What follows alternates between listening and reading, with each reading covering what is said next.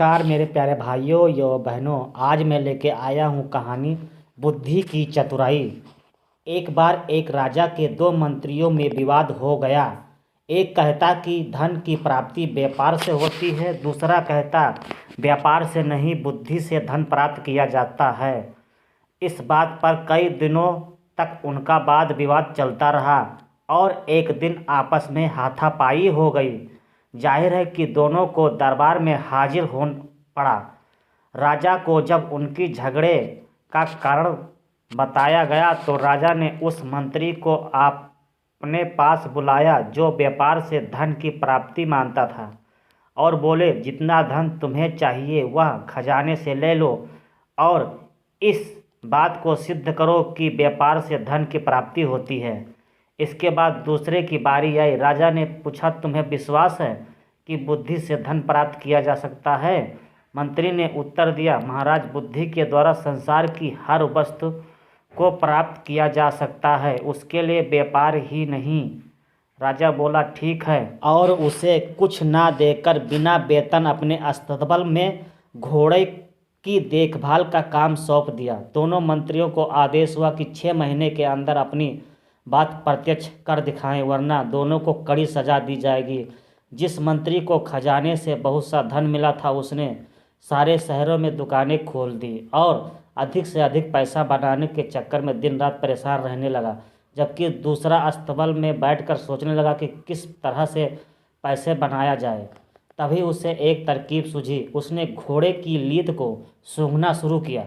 राजा के अस्तबल में 700 घोड़े और हर घोड़े पर एक सवार नियुक्त किया गया था। मंत्री को घोड़े की लीद सूंघते देख अस्तबल के कर्मचारियों में खलबली मच गई। वे मन ही मन डर गए, ना जाने मंत्री क्यों घोड़े की लीद सूंघ रहे हैं। एक दिन अस्तबल के मुखिया ने पूछा, महाराज, आप घोड़े की लीद क्यों सूंघते हो? मंत्री गंभीर हो गया और बोला, इस बात का पता लगाना चाहता हूँ कि घोड़े कमज़ोर क्यों होते जा रहे हैं। अब मालूम हुआ कि तुम लोग कितने नमक हराम हो। घोड़ों के हिस्से का दाना खुद खा जाते हो और उन्हें केवल घास ही मिल पाती है। यह बात राजा को बतानी पड़ेगी।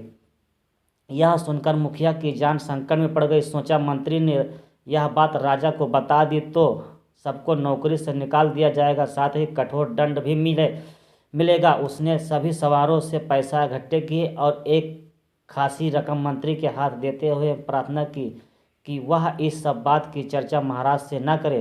कुछ ही दिन के अंदर मंत्री ने हजारों लाकर राजा के सामने रखा।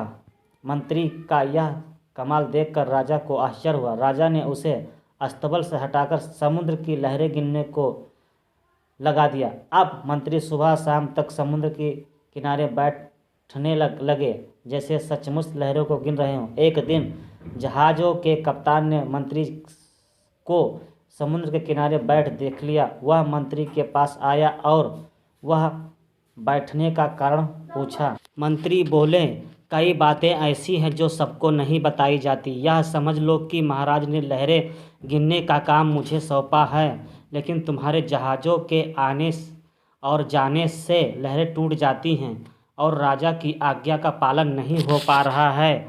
यह सुनकर कप्तान डर गया कि मंत्री जी ने राजा से शिकायत कर दी तो मुसीबत खड़ी हो जाएगी।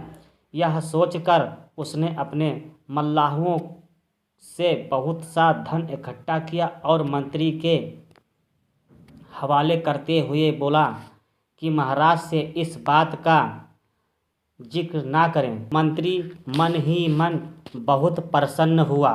अगले दिन उसने बहुत सा धन लाकर राजा के सामने रखा तो राजा चकित रह गया और सोचने लगे, अब क्या किया जाए।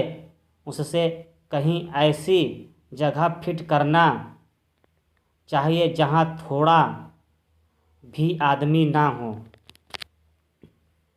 राजा ने उसे समुद्र तट से हटाकर रात में तारे गिनने का काम दे दिया।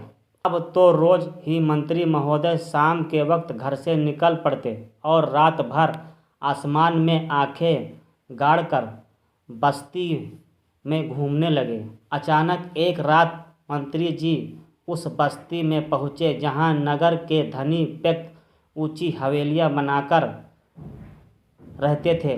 लोगों ने देखा आसमान में आंखें उठाए मंत्री जी गली कूचों में घूम रहे हैं। लोगों ने पूछा, महाराज, इस आधी रात में आप आसमान की तरफ क्यों ताक रहे हो?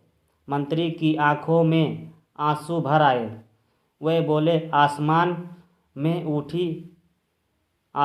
में उठी हुई इन हवेलियों को देख रहा हूँ। इतना कहकर वे फूट फूट कर रोने लगे। लोगों ने कहा, इसमें रोने की क्या बात है? मंत्री ने उत्तर दिया, रोना इसलिए आ रहा है कि इतनी सुंदर हवेलियों को बहुत जल्दी गिरा दिया जाएगा।